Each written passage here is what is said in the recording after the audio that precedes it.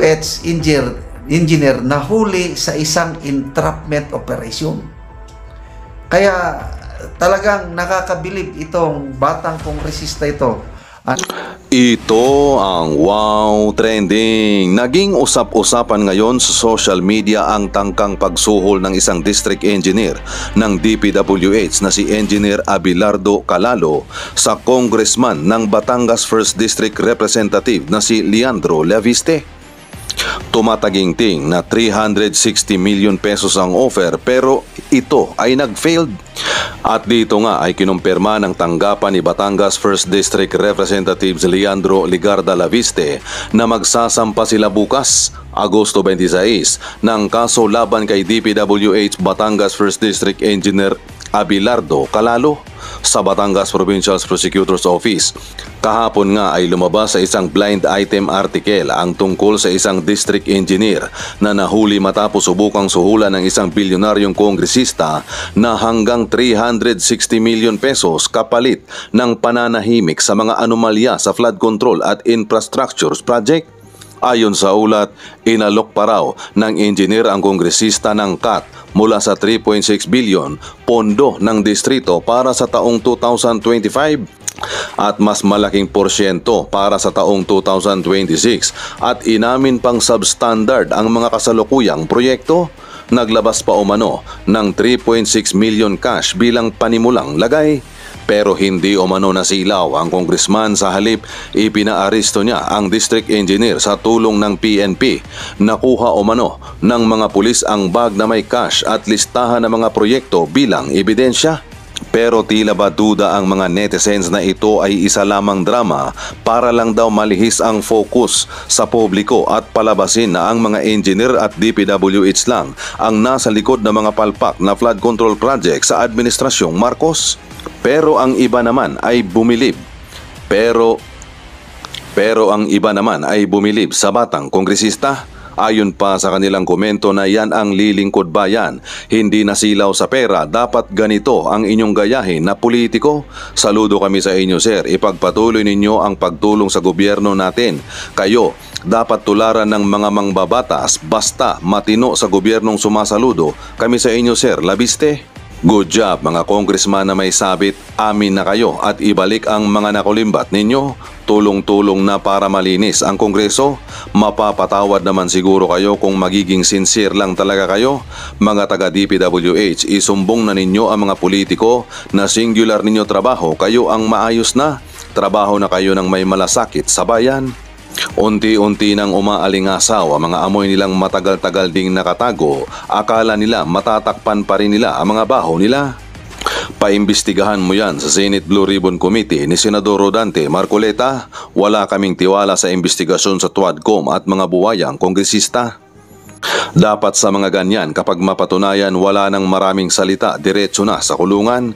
Dami pang satsat, puro na lang kayo kaso wala namang nakukulong. Huwag nang palabasin at dalhin sa hearing sa Senate para kumanta na kung sino ang kanyang amo. Kasi kung hindi gagawin yan, papalabasin na dahil nagpiyansa, tatawanan ang taong bayan at hindi pa rin mababawasan ang mga salot sa lipunan, mga magnanakaw sa kaban ng taong bayan. Boom! Ano yung boom? Pasabog! Isiner ni Attorney Guanzon ang official statement, Office of Congressman Leandro Ligarda Leviste, 1st District of Batangas. Ito na, good news po ito. Sasampahan niya na ng kaso ang isang DPWH District Engineer. O, basahin ko ha. Official statement, August 25. Ngayon, the Office of Congressman Leandro Ligarda Leviste confirms that the case against Department of Public Works and Highways, Batangas 1st District Engineer Abelardo Calalo is planned to be filed at the Office of the Batangas Provincial Prosecutor on Tuesday, August 26. Bukas. We should not tolerate any corruption in DPWH. We should demand projects at better quality and lower cost and obligate contractors to correct any deficiencies immediately without additional cost to government. Beyond this case, we will push for broader reforms to address systemic problems of DPWH. Tinagalog pa ito, may Tagalog. Kinumpirma ng tanggapan ni Congressman Leandro Legarda Libeste na mayroong isasampang kaso laban kay Department of Public Works and Highways, Batangas 1st District Engineer Abelardo Calalo sa tanggapan ng Batangas Provincial Prosecutor sa Martes, Agosto 26. Hindi natin dapat pahintulutan ang korupsyon sa DPWH. Dapat nating igiit ang mga proyektong may mas mataas na kalidad at mas mababang halaga at obligahin ang mga kontraktor na agad ayusin ang anumang pagkukulang ng mga proyekto nang walang karagdagang gastos mula sa gobyerno.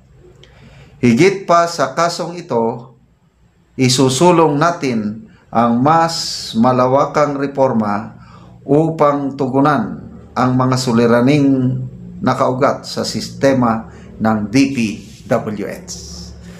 So, nakakatuwang balita po ito. At least meron ng simula. May mapapanagot na, and I believe malakas ang kasong ito kasi nga itong DPWH engineer nahuli sa isang entrapment operation. Kaya talagang nakakabilib itong batang kongresista ito, anak ni Senator Legarda, 32 years old pa lang ang edad.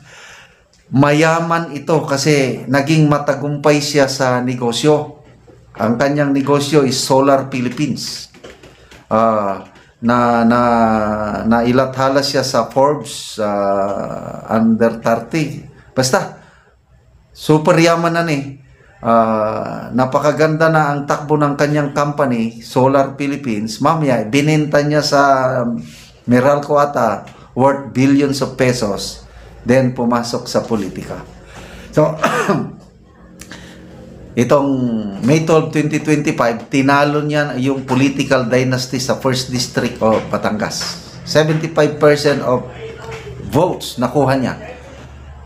Talagang matindi. Tapos, namimigay siya ngayon ng free allowances sa 150,000 students sa Batangas.